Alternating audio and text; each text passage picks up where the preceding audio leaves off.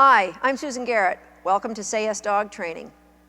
This video was shot at our place when we had a workshop one evening.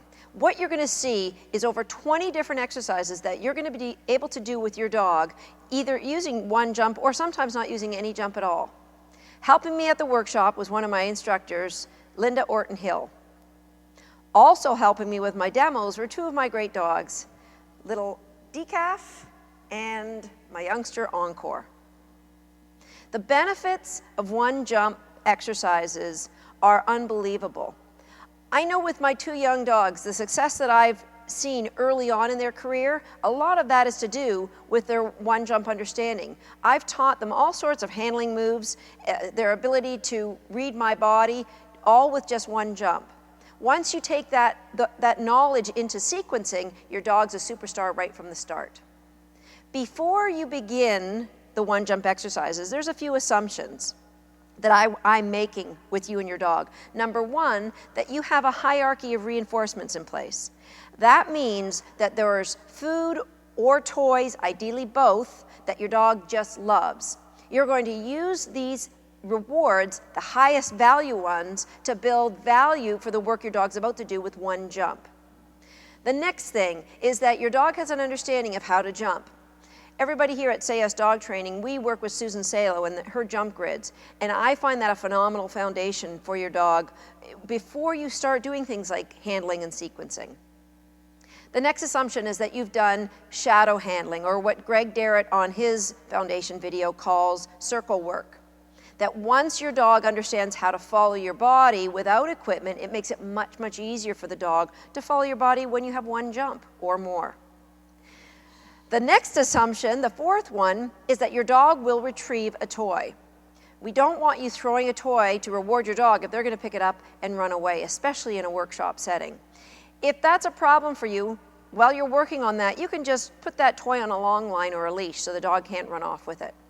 Now, the newest assumption that we've added after working through this workshop, it's pretty obvious, but we're going to say it anyway, that your dog will hold a sit in front of a jump. If your dog doesn't understand sit means don't move until you're released, you best work on that before you get too carried away with these one jump exercises. All right, the workshop is laid out in 4 categories. Each of those 4 categories has got a number of exercises that you can do. You can do these exercises out of order, but the way I have them listed will help you work through in a progressive way. The first section is focus. We're going to work through some one jump exercises and a lot without the jump that's going to help your dog develop focus for their work. The second category is reinforcement. And you're going to see how the placement of the reinforcement and the use of high value reinforcement is going to create some phenomenal behaviors for your dog. The next section, the more sexy part of your one jump work, is the crosses and turns.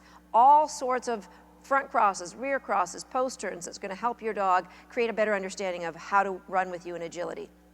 The last section is understanding. Here we're going to see really how much does your dog understand about some of the exercises you've taught. I know the difference these one jump exercises have made to my young dogs. My older dogs, although phenomenal agility dogs, we took a year or two to gel together as a team. My two youngsters, we've just hit the ground running. I know that you're going to see the same success with your dog after you work through these exercises. I know you're excited to look at them, so let's get started.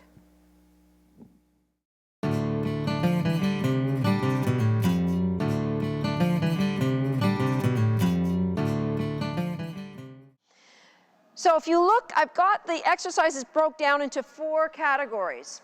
And the first and the most important one to begin with is the category of focus. So one of the things that my older dogs were lacking that I thought would be a huge benefit was their ability to look from the start line down and find their line as far as where they should be going to on the course. So if I lead out, I want the dog, sure they can follow me to where I lead out to, but when I stop, if I'm ready to release them, I want them to be looking forward. Between myself and them are a line of obstacles, and that's what they should be focusing on, not me. So Buzz and some of my older dogs, they would just stare at me. And when I would release them at the first jump, the jump would be here, but they're staring at me. As soon as I would say, okay, they would get up and take one step and they're practically on top of the jump before they look at it. So teaching them to focus and find a line helps hugely. What happens is the dog knows while they're sitting there how many strides they're going to need to put in. Is the return right away? Should they be blasting off the start line, or should they just be taking a short step and turning? So having a dog that will look and find a line is a big benefit. I'm just going to show you with Encore. So let's say this is the first jump, and of course I'm going to leave Encore here, and you can watch, she will follow me. Out. Side. Good girlie. She's going to follow me with her eyes to where I lead out to. And as soon as I get positioned, she looks to find her line. Break. Good girlie. So if I was going to lead out, let's say I'm going to go, I want her to go in that direction. Thank you. Out. Close. Good girl. I lead out over here. Even though I'm here, she can see me through the wing. As soon as I put my hand up, we're ready to go. Break. Good girlie. All right? What an advantage that's going to be to you when you're on the start line.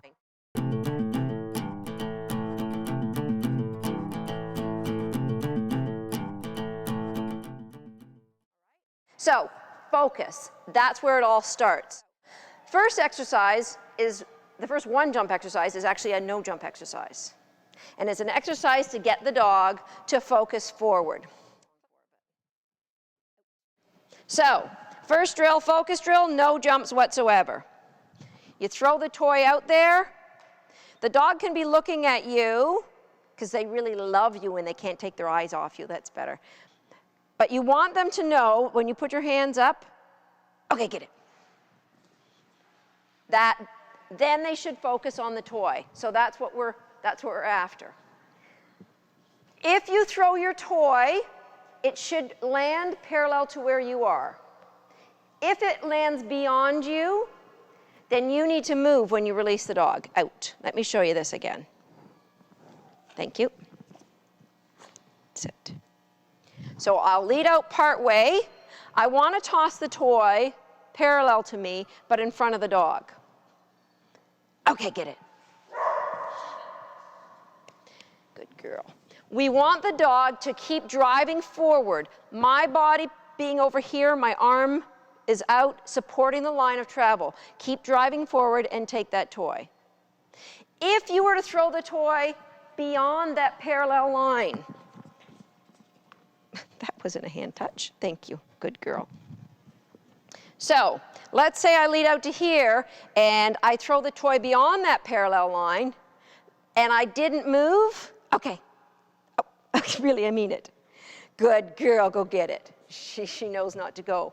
That would be telling my agility dog, when I'm standing still, you just blow by me. You don't want to practice that, guys. So when you play this drill, the dog's in a sit, throw the toy out parallel to you. They can drive up and grab it. If it goes beyond me, I will move. My movement will tell her you are correct, keep going forward.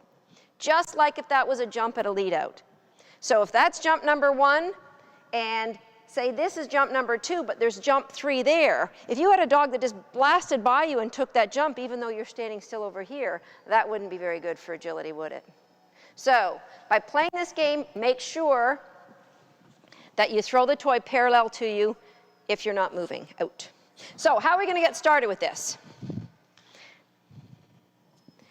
You can be beside your dog. Toss the toy out in front. Okay, get it.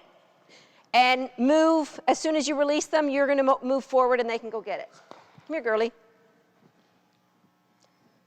Excuse you. Thank you. So by being slightly behind the dog, there's less likelihood they're going to keep looking at you. And if you're throwing the toy and the dog moves, I would start it again. Thank you. Good girl. So I'm slightly behind the dog. Okay, get it. They're allowed to drive forward. You're going to move with them to encourage that forward motion. Don't put your hand out until you know she's going to look. So for now, just wait. As soon as she looks away, you can release her. Do you want to go and pick up her toy, Tracy, and drop it again so she sees? There, release her.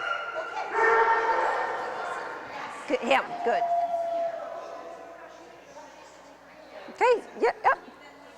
Good. Now try and move further away so that you know that you're going to get good focus right beside there. Now toss the toy from there.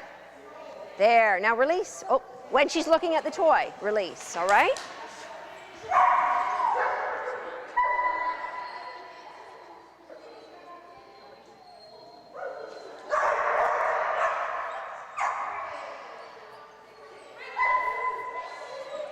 All right. So right now, what we want to do is toss, when you're beside the dog, toss the toy. Will they look at the toy? If you've done a lot of obedience with that dog, you might be wise to set the dog up on the right, because there's an automatic, I must look at the mama or the daddy when I'm on the left. So set that dog up on your right side, all right? Toss the toy out. The moment they look at it, release them. If your dog doesn't look at the toy, they're just staring at you, then what you're going to do is release them the moment they stop looking at you. So I don't care if they're really looking at the toy or not. You need to progress this along to, they looked away, I'll release. They looked away in the general direction, I'll release. Finally, they're staring at the toy before you release. You just want to shape that look at the toy behavior. And you can, no matter how old the dog is, get them to turn their head and find their line. It takes a little bit longer. With Buzzy, I retrained him probably when he was 6 years old, so he had a whole history of staring at me going over the first jump. I hadn't perfected what we're doing tonight. So what I accomplished with Buzzy is he turns his head towards the jump, and he will let me think that he's staring at a line, but he's really still trying to look at me. So I hadn't quite got it to where we have it tonight. So now we know, before we progress forward, get the dog staring at that toy and then release them.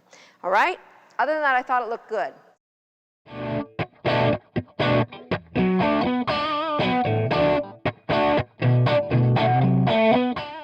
So, what about the dog that won't hold their sit while you put your toy on the ground? You need to, first of all, I guess that should be another assumption, that all of these exercises tonight are going to be difficult if the dog doesn't understand they need to sit until you release them.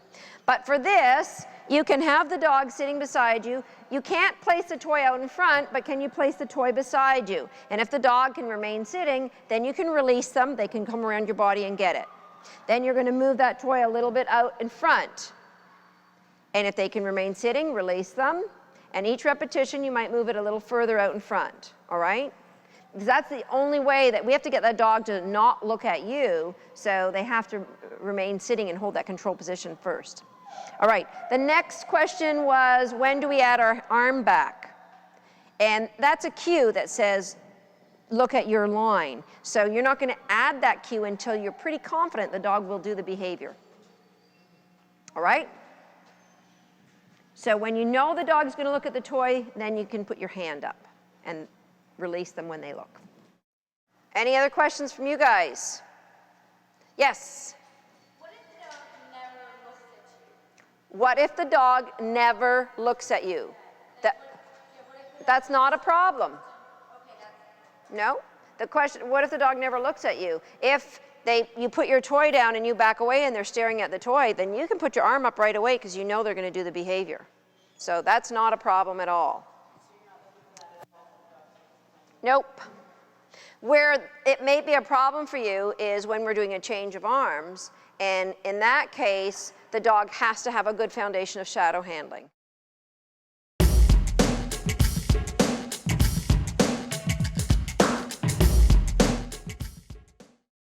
When you change your hands, the dog's on this arm, when you change your arms, your dog should think turn. And your dog should not think turn unless you've changed your hands. So that's going to become very clear to your dog as you progress through these exercises. I'm just going to show you one more line of jumps where I'm going to lead out, she's going to look at her line, and she's going to understand the change of hands means turn. I'm going to run straight down here, and she's going to watch me as I go.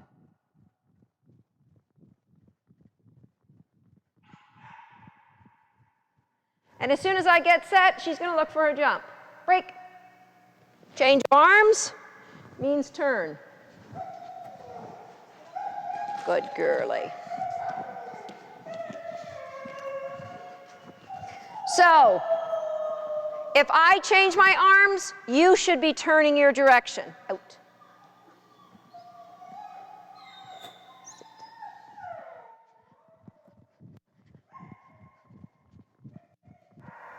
So this time, I'm not going to change my arms after the third jump. I'm not going to change my arms. And what should she do? She should keep going on the line she's on. You need to look at your jump, girlie. Break.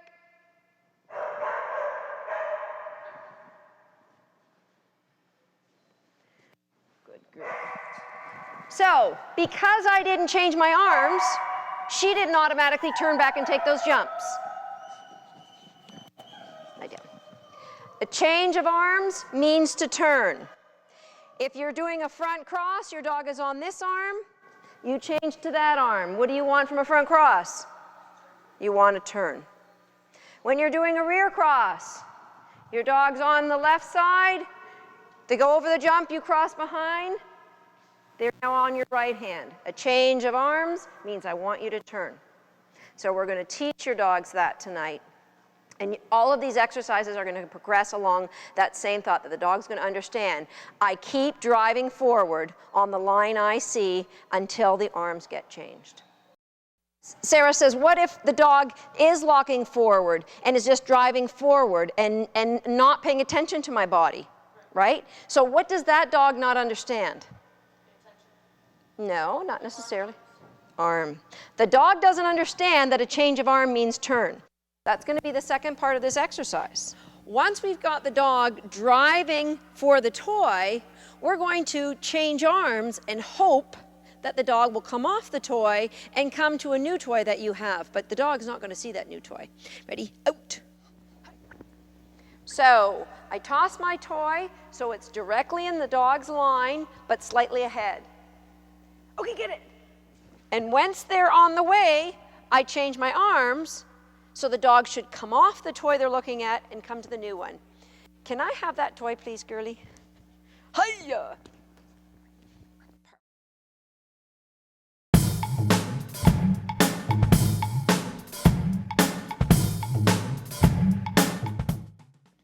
When we know that your dog's going to drive forward for the toy, and we know that the dog is going to come off the toy with a change of arms, we're going to do this in front of a jump. So, we have the dog in front of the jump. Hoi, oi, oi, oi. Out. Good girlie. I have two similar toys. I throw the one out. I'm going to let her go and get it a couple of times. Okay, get it. Good girlie. And when I'm pretty sure she's driving for the toy, I'm going to change arms and have her come to me. Ha, ha, ha, ha, ha, ha, ha. Out. Yeah, we'll put even the more exciting one out there. We'll put the sheepskin. Cheetah, cheetah. We'll put the sheepskin one out there. Sheepskin. Oh yeah, we like the sheepskin. Okay. Good girlie. So, if my arm stays up and I'm driving towards the first toy, she should keep going and get it. But if I change arms, the dog needs to know, I want you off your line. A change of arms means a change of line. That's the message we're trying to send to your dogs. You can't do that unless you've got them looking ahead at the toy, though. So, some of you already have that. So if you have that, do 2 or 3 where they go and get the toy, and then the fourth one, you change your arms, call your dog, and reward them. Okay?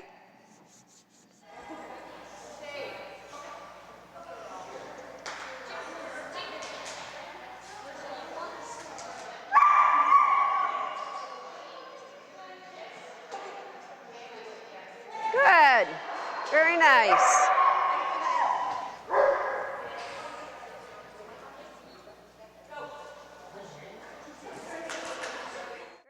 If your dog doesn't have value for a toy, don't attempt to use it when you're trying to build value for looking ahead. She's using her bait bag and just rewarding the dog quickly once the dog has taken the jump.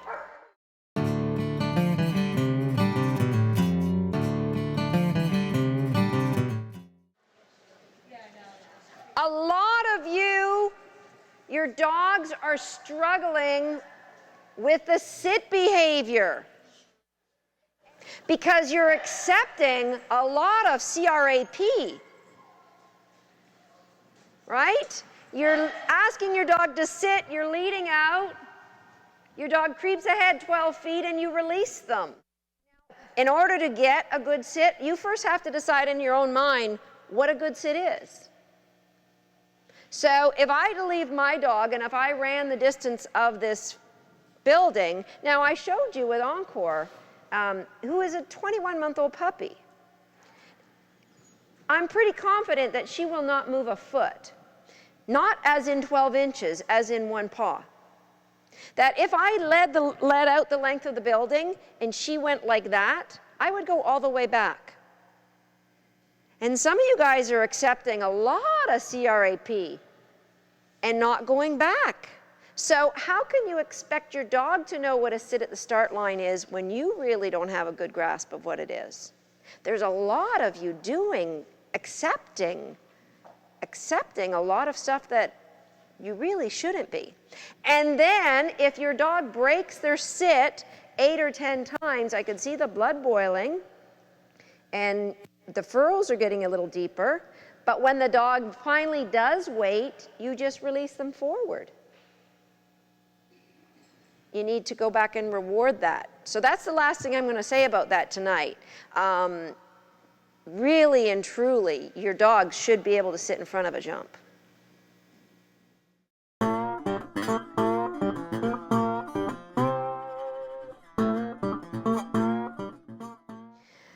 Okay, when I do this exercise with my own dogs, I do not put a toy out in front of the jump.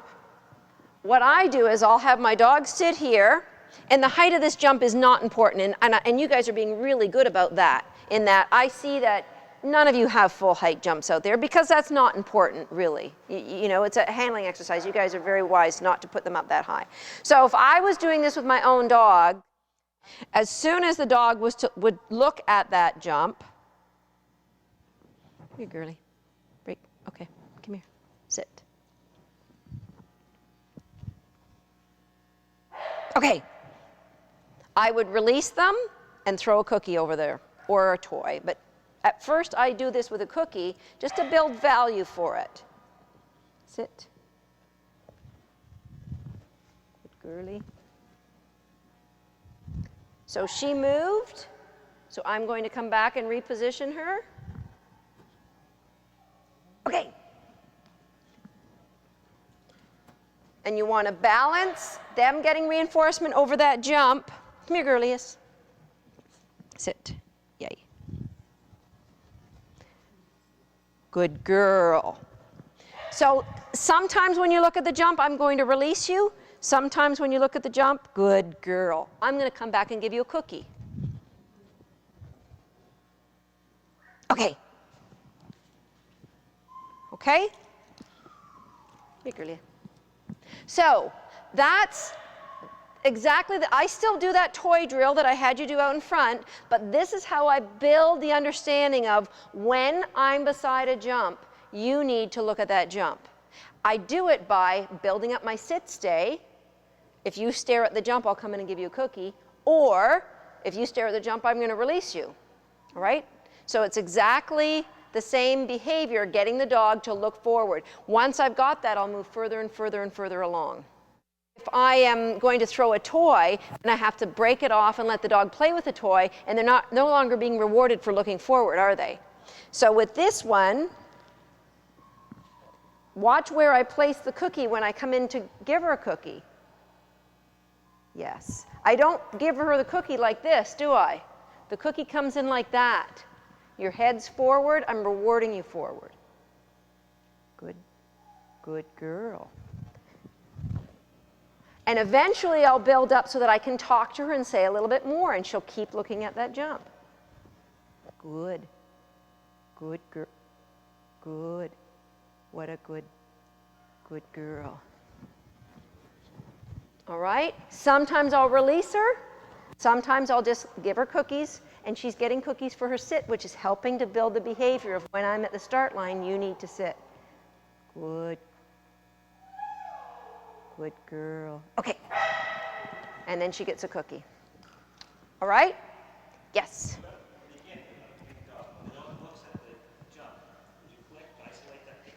No, I don't want you to click on this, because the click innately causes the dog to look at you, because so much of your clicker work is done really close in.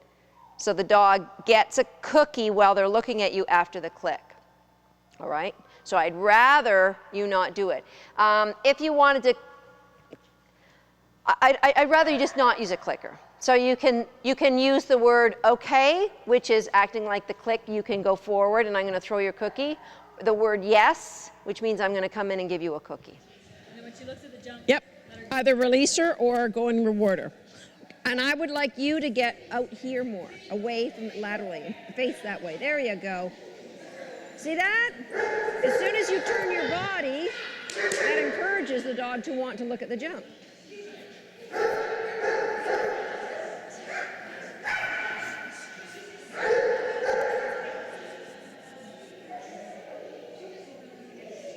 Good job. And just wait. There you go. Beautiful. So I would like you to give your release word. I don't think good girl is going to be a release, right? So either say okay or say good girl and go and give her a cookie. You're kind of mixing the two exercises up.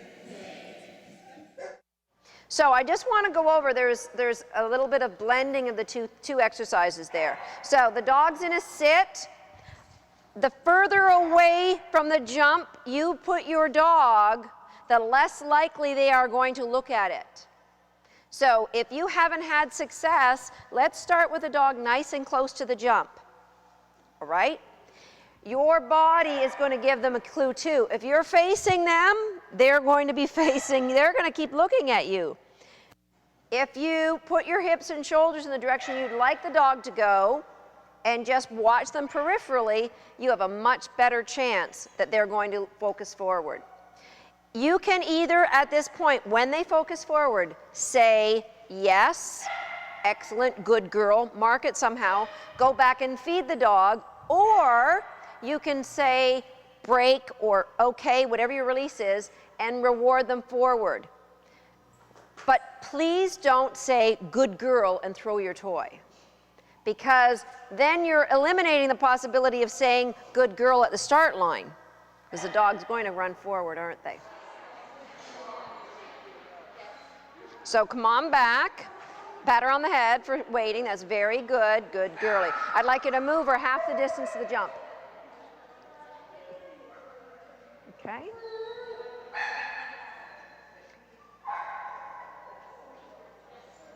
You take half the distance towards the jump, get half the distance.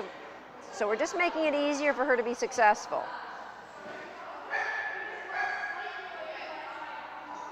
And then let's just wait there and see what she does. There. Good.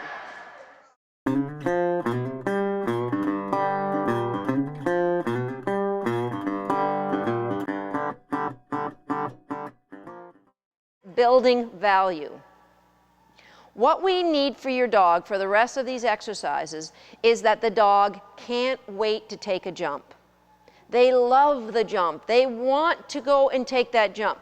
For some dogs, just going over the jump has value because it's fun. But for a lot of other dogs, depending on the breed and the level of motivation, we need to build value for that jump by associating that jump with things the dogs love. So here's where you take your highest value reward out. So you're going to move your body anywhere around this jump. And I want to build value. So you're going to start with your dog nice and close. Okay. Hey, you! Yay! that you want the dog to know no matter what I'm doing, out. I want you, and you don't always have to have them sitting. Deke. There you go. That if you're near a jump and I'm near the jump, you should take it. Building value for taking that jump. You got ball with feet. Hey, can you get in your kennel? There you go. So, building value. That's going to help the dog put their head down, isn't it? If that jump represents an opportunity to earn their most favorite thing in the world, then that will become their most favorite thing in the world. Do you follow? If every time I took this jump, you were to give me green peas, I would not like to look at the jump. I would actually not like you very much either. But if every time I took the jump you gave me $10,000, I would just start, where's a jump? I need a jump, give me a jump. And that's what we want from your dogs, to build value so that the rest of these exercises become so easy to you. Think of how many jumps there are around an agility course. If every jump represents $10,000 to your dog, if the dog had a bank account. If every jump represented a T-bone steak, your dog would just be seeking out jumps. So I know for a lot of you, your dogs are keen on jump because they like the excitement of jumping. For many of you, you're not there yet. For some of you, I would recommend if you're having a problem with that sit stay, you just reward them. And if they look at the jump, mark that yes, reward them. Release them if they look at the jump, give the cookie, and sometimes don't even ask them to sit. That if they're standing and they go and offer to go over that, reward that. Building value. Your highest value your rewards that you have for your dog right now, you're bringing them out now for this exercise. All right. The other thing that I see several of you doing is the dog's there and you kind of want to get your arm in the framework of this jump. And you really want the dog to understand that this is the picture you're seeing in agility. That I'm going to be further and further and further away from the jump. The more that you keep doing this over, the more you're telling the dog that your wide butt is going to be there for every jump that they need to take. So let's start at this one jump exercise and let's get further away. So your dog's nice and close to the jump.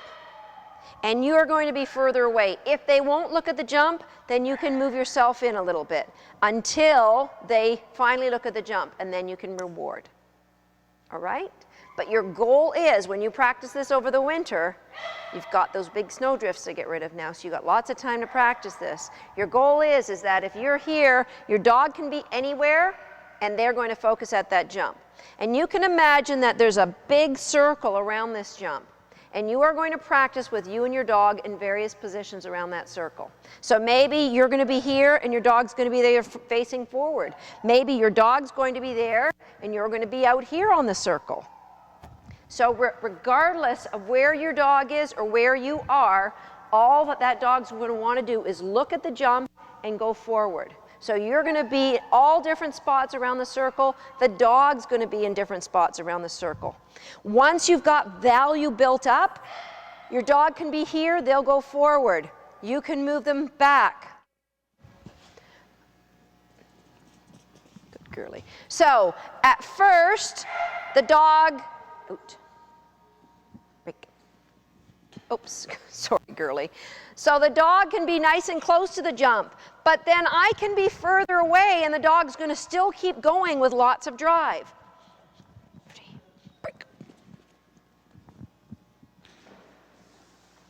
So the reason the dog is going to run to the jump with lots of drive is because of the value of that jump.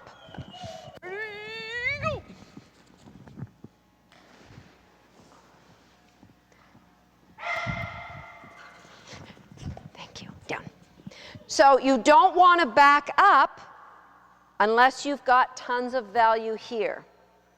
All right? What you want to do is think of how many different body positions you can be in and the dog will take the jump. How many placements around that circle that you can be in and the dog take the jump. The more repetitions you get in of the dog just taking that jump and getting a high value reward, the more likely it is that no matter how far away you are, they will drive up. If, as many people do, get hung up at building the distance away, then the dog's going to get slower the further away you get.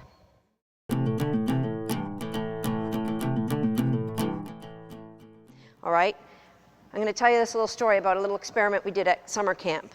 We divided the groups. When you come to our camps, you have one dog training session a day. And the groups are, there's 10 campers, and you're paired up. So one of the partners, I told them the experiment was, see how many different body positions you can be in and your dog do the exercise. And the exercise was go and lie in a PVC box on the ground. Any of you old timers from agility remember that's called a pause frame. So see how many different body positions. You can be 18 inches away from that if you want. How many different body positions can you be in and your dog will still get in and lie down? The other partner was told how far away, see how far away you can be from that pause frame and your dog go up and lie down. All right, they had the 4 days of camp. They could work on it as often as they wanted, but they had one dog training session a day to work on it. They didn't really realize what the experiment was truly about. So at the end of the camp, when we evaluated the experiment, I said, all right, the people who did the distance work, let's see their behavior first. So they went up there and sent their dog, and we measured. The dog had to go with one cue or no cue. So you didn't have to say anything, but if you wanted to say go box or go or whatever, you could. We measured how far away from the frame the people were and how long it took them to get into the box, the dog. All right? Every single partner, so they might have done 15 feet, 20, 25 feet, depending. There was, some driven border collies there that might have gone a little further. Then the partners, now they believed that they were going to show me how many different body positions they could be in. But what were they doing when they were doing all those different body positions? They were building value for just going in that box and lying down, weren't they? So I told them, I want them to now go half the distance away from the box that their partners did. And just let the dog go. Vroom. The dogs not only ran, those were the dogs that when they went to get in the box, they slid and their front feet just hammered the front part of the frame. They were going so fast. I then said, go exactly the same distance away your partner did. Now go 5 feet beyond what your partner could do. Their dogs were always faster, and their dogs had no hesitation, drove right and got into a down. When you build the value, you can get that distance very easy. But if you keep focusing on the distance and you never put the value in, your dog's never going to be confident at it. They're always going to be kind of hesitantly trotting along. All right? So before you get distance away from this jump, you're going to be building value. That's what's going to be the key to get the dog driving forward.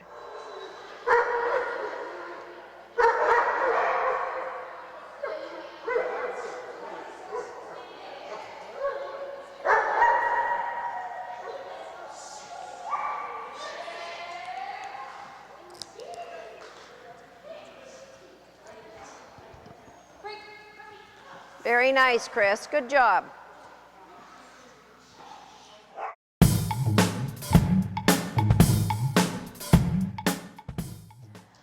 I want you to think about a dog in front of one jump.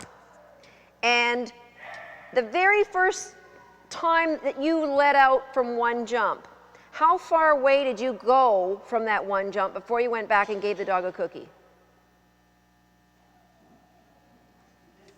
Okay, the very first time the dog ever saw a jump, you would maybe lead out to here, wouldn't you? Then go back and give a cookie. Now, when they're learning, you would have just been standing right beside the dog. So every one of these dots represents how far away you might be before you decide to go back and give the cookie, right? So when they're first learning, you really are nice and close to that dog. There's a high density of reinforcement. So now you add a jump, and you're going to lead out and then go back. So now we're going to try 2 jumps. So you're going to go all the way out to here and go back. Now, when you get all the way out to here, you're a little less likely to go back, aren't you? You're more likely to release them forward over the jumps. Now we're going to go out to 3 jumps. So what happens when you're out to 3 jumps? What's the likelihood of the dog holding position? You might then see where they start paddling their paws, or they might start sniffing the ground or looking around. Then they might just stand up and not leave the start line, just stand up and look at you. Okay? So the further away you get, the more chance of a stress behavior, which will lead to a broken sit. Now, what happens when the dog breaks the sit? You go back, you put them in a sit, and how far away do you lead out that time before you go back and give them a cookie? You're back to this stuff, aren't you? So the dog understands the closer you are, the better a chance of a cookie. The further out you go, the less chance for a cookie, therefore, you should get more stressed. So the stress behaviors happen, the stress behaviors go up, chance of the dog breaking, the dog breaks, the person comes back, and it's a vicious circle. So very quickly, dogs are brilliant at picking up patterns of reinforcement. Very quickly, the dog figures out, I shouldn't let them get out there. The chances of me getting a reward when they get out there are very low. Therefore, you get a lot more breaking when the people are on the way out, which leads to a lot more reinforcement nice and close, which keeps this thing perpetually going. So how do we stop that? Reinforcement's going to stop that. The dog's got to know it doesn't matter where I lead out to. You have an equal chance of reinforcement no matter where I am. So that's where having a reward in place that you can throw comes in. All right, so it might be a bait bag that you can throw that's got cookies inside. It could be a toy. Break. Good girlie. Get the thing for mama. So, out. Good girlie. So if I lead out, there's a chance I'm going to release you over that jump, but there's also a chance I'm going to throw the toy back. That now is a distraction to the sit stay, but then it becomes break, a reward for sitting. So you need to be able to throw the toy back, release the dog, out, sit. If number 1 is a distraction, how well can you hold your sit stay? I always throw it at least parallel to the dog, if not behind. Break, okay, get it, good girlie. Ha ha ha. All right, so how do we start that? Out, close. We start it with the dog beside you, and you just drop your toy. Break it. If they hold position, you can let them have it. If they don't, you can pick up the toy. You can beat them to it. Out. Thank you. Sit. You want to eventually get further away from the dog, and you're going to drop the toy beside you. If they hold position, I'll go back, give them a cookie, or release them to the toy. Break. Hey, you. Thank you. Ideally, I have another toy that they can play with. Sit. So you get out in front of this jump. Once in a while, you're going to release them over the jump to play. But you want to keep throwing the toy further back. You're not going to let them just come and get the toy until a time when it's actually behind them. Because when they're at the start line, if we release them, we're going to release them to a jump. We don't want them to learn, ignore the jump and come to the toy.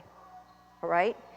The other thing about it is they want to come forward. We want them to know that if you're a good dog, I'm going to release you, but it's always going to be back. Good girlie. Break.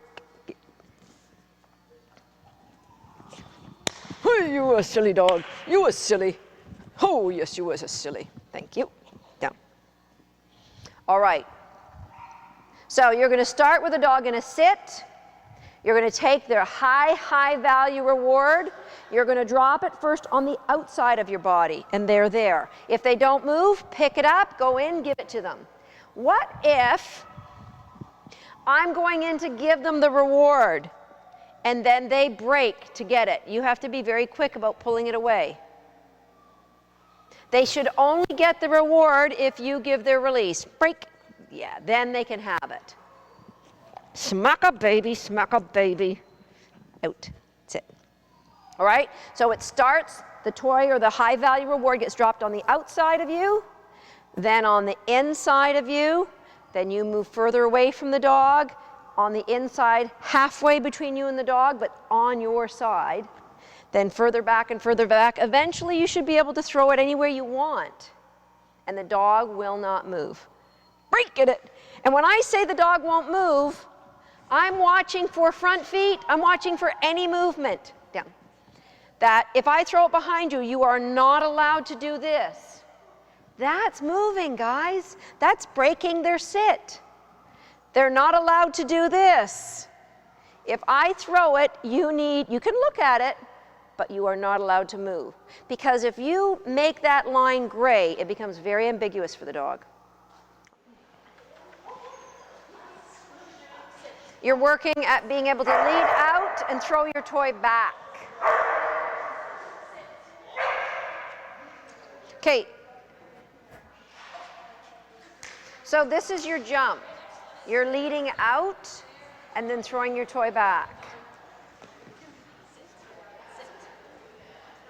Okay, you got lots of movement, Sarah. Are you accepting that? Because I sure wouldn't. So every time you hand touch, you've rewarded, right? So you're giving the dog cookies for moving. Every time, so you're just giving her another cookie for moving. So that's why she's getting good at the moving, Sarah, because you keep feeding her for doing it. But her butt stays still. It certainly is not if you're going to allow her front feet to move. Very nice. Beautiful. And you can, yeah. So you can move too. Okay, get it. You can both move toward the toy.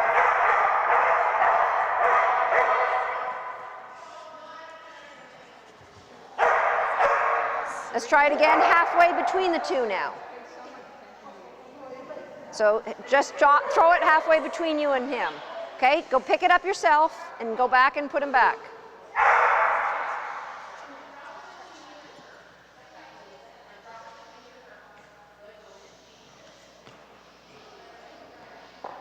Good, now release. Good, very nice. Yeah. Get the loudmouth? Yes, absolutely. Go ahead. So you've gone to PhD level before you did the kindergarten, grade 1, grade 2, grade 3. All right? So you want to start with the toy here, see if you can drop it here. Then see if you can drop it here. So you've thrown it across the dog's body, and this is a dog that wasn't doing the sit before. So you want to build it up slowly and set the dog up for success, not failure. So release. All right, now let's try it again.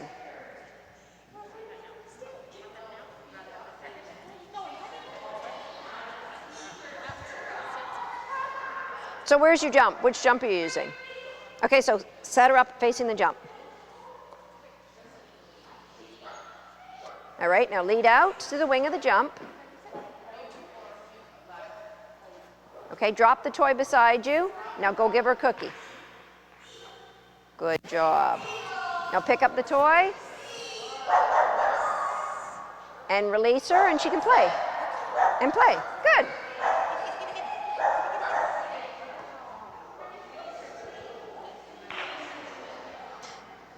So I want you to lead out to the wing and then drop it beside you. Okay, now drop it halfway between. Good. Come back, that's better. So you might need to work on all that foot movement when you're coming back. No, I don't like feeding her Yeah, so you might want to just try and stand beside her and feed her and see if you get foot movement. No, without the toy at all, because the foot movement is when she's getting the cookie. And every time you feed her when she does it, she's getting reinforced for it, so she's going to do it again and again. Good. Can you have your dog sitting beside you and give them a cookie? Because a lot of you, I think, would be challenged to do that because your dog's butt's likely going to spin around to help facilitate the cookie coming in. And if you feed them for that, you've rewarded the dog for moving, which is why they get good at moving, because you keep rewarding it.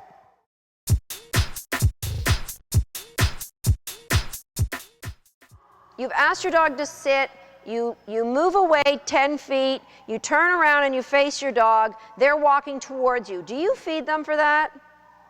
Cookie or no cookie? No cookie. All right, we're on the same page. We're good.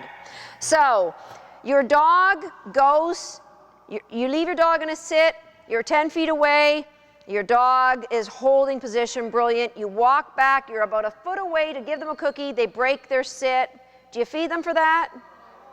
No, no cookie, because they're out of a sit.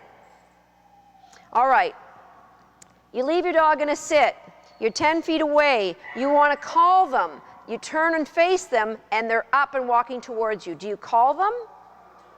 No, because that's just like giving them a cookie, right? You knew that if you went, when they broke the sit to begin with, you wouldn't walk back in and give them a cookie.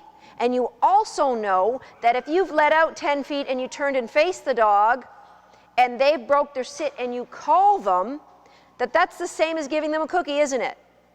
You're rewarding them for breaking position. But you might not have realized, why is that rewarding the dog for breaking position? Here is the reason.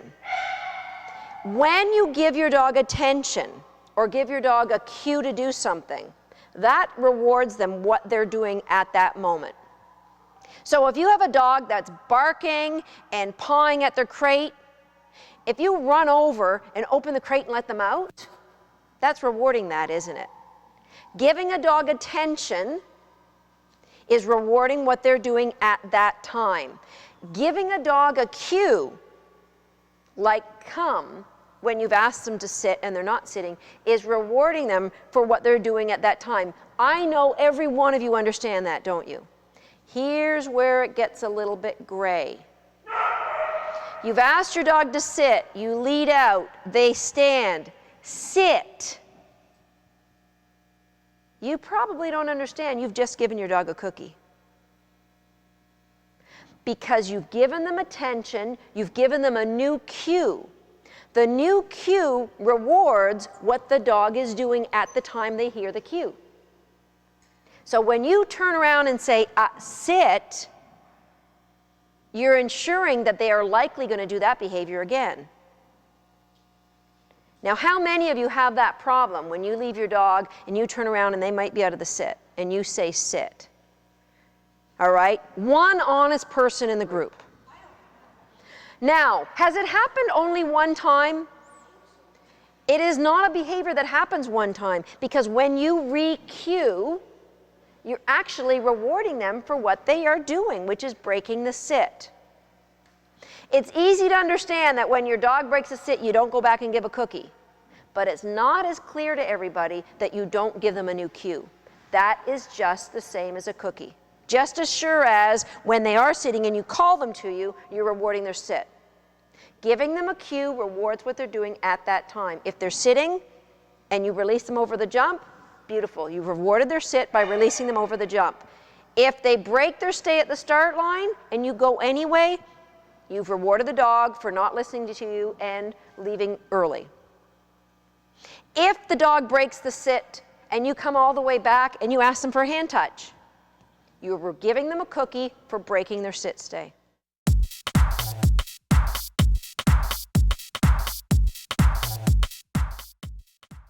The next part of our reinforcement game is now how the placement of reinforcement affects the jump the dog's giving us. All right? So I'm just going to give you a little demo with Encore.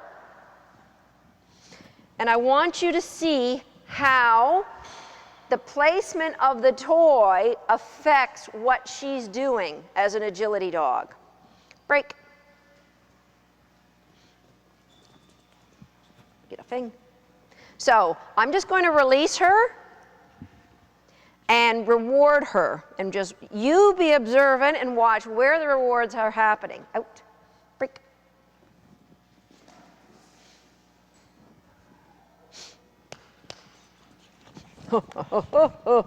Out. Break. So she's going over the jump, looking to go long now, isn't she? Correct? And all I'm doing is giving her a release. One more, I'll do one more. Break. Head up, looking to go long. Now watch how the change in the placement of the reward changes the type of jump she does. Out. Excuse me. Break.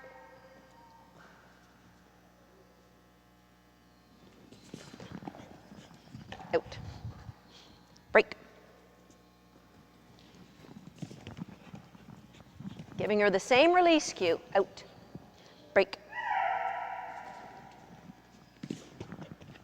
All right, I'll change sides. Out. Break. Okay, so she understands two separate cues. Out. Up. Up means go long. Hey you, out. Check, check, check, check, check, check, check.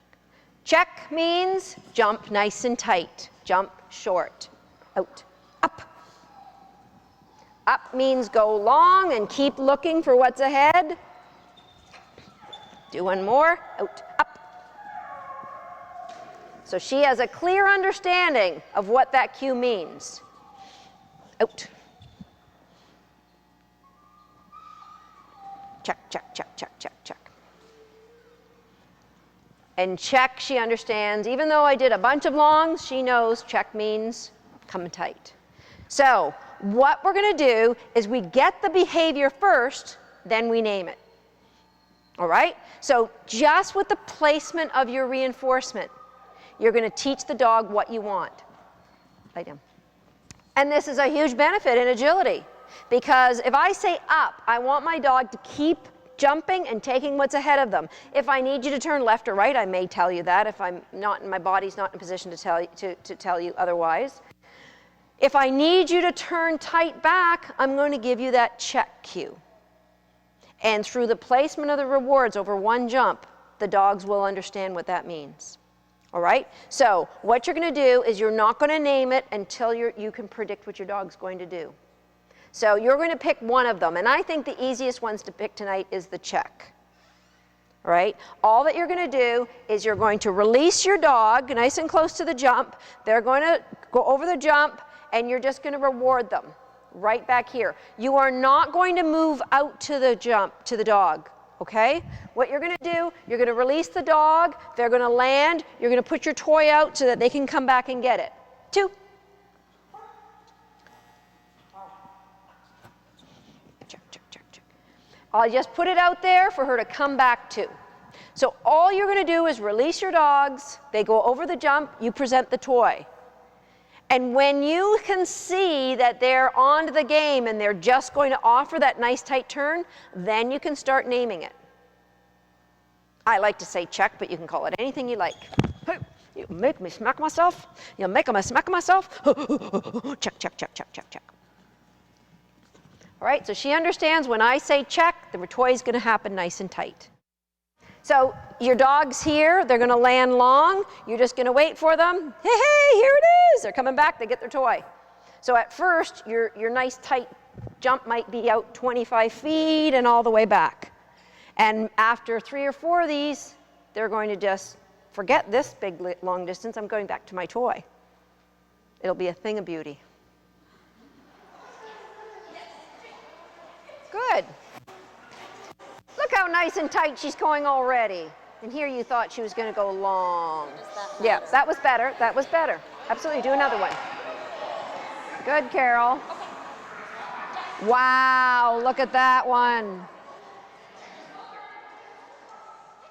Who's Cindy? With the cattle dog. Very nice. High value, big high value. The check cue tells the dog to take the jump and always turn back to me. So a lot of you were doing this, and this is okay to start. Check, check, check, up here. So you were really close to the wing. You want to get back so that you're in the middle. Out. You give it to me. Check, check, check, check, check. Hey! No matter where I am, my dog should take that jump. Ready? Steady. Why do I have that jump so low? Check, check, check, check, check. And come back to me. It would have been closer for her to flip back this way. The dog knows that if I send you on the left arm, you always go straight or come to me. You never flip away. That is a golden rule. The only time my dog would ever turn to the left if they were on this arm would be if I crossed behind them. Up. So if I cross behind them, then she can turn. If I do not cross behind, you need to take the long way home. Hey, you! Okay? So the dog should understand that check means take the jump and come back to me no matter where I am. So you need to practice it. Yes, it's great to start nice and close to the wing, but get to the middle, get all the way around so that no matter where you are. Did I just pull on your whiskers? I'm sorry. Ready, steady, check, check, check. Hey, yeah! No matter where I am, they will take the jump and come back to me. The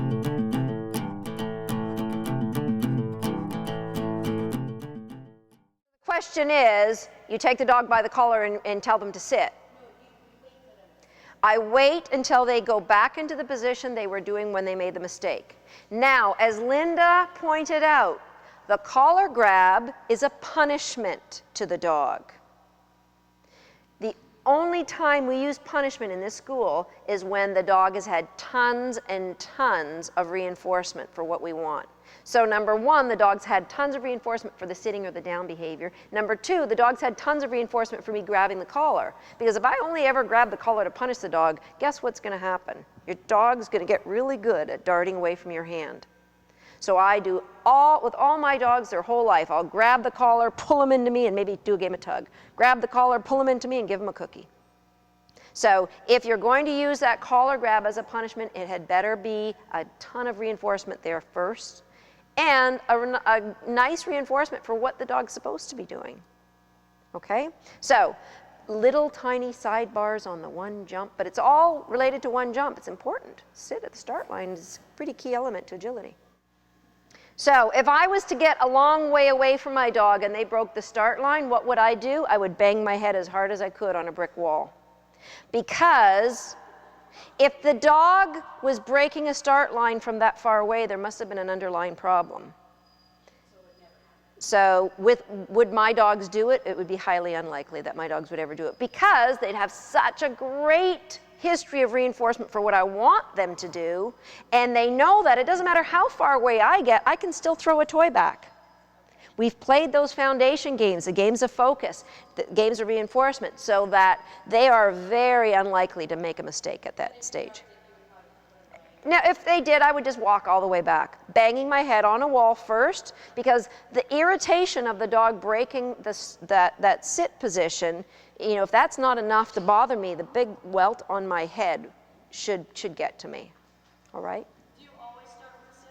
No. The question is, do I always start my dog at the start line in a sit? I will use a stand or a sit. I will not use a down, because a down, the dog needs a further distance away in order to rebalance and get up over the jump. And a lot of times you may have that distance away, so it's not a problem, but there will be trials where the start line isn't long enough. And if your dog's used to having a 15-foot lead into that first jump, it will be very difficult for them to get balanced when they're in a down. So a stand or a sit would be the positions, and I will alternate between them. And it really, there's no rhyme, no reason. Likely, if I have a very long lead out with a very young dog, it will be a sit. Do you have a problem? As long as we're on the same line. What is your release word at the start line? So some people like the dog's name as the release word. Personally, I do not like that. The dog's name should mean give me your attention. It should not mean you're free to go. So one of the reasons why I like to have that dog's name, meaning look at me, is let's say the dog's at the start line, I lead out and there's a big crash in the tent behind me, and my dog looks over her shoulder. If I say her name, then she's likely going to get up and walk off in that direction. If the name means you're free to go. But if the name means look at me, then she'll look back at me, and then I'll just wait until she focuses on her line again and I can release. So I do not use the name as a release in agility. Okay? The word break or the word name of the obstacle. So if I am out away from the dog, the release word will be break or okay. If the course has me being back here, and it occasionally will happen where the dog's got to take the jump and come back here, then my release word now will be the word up, which is my dog's cue to jump. All right?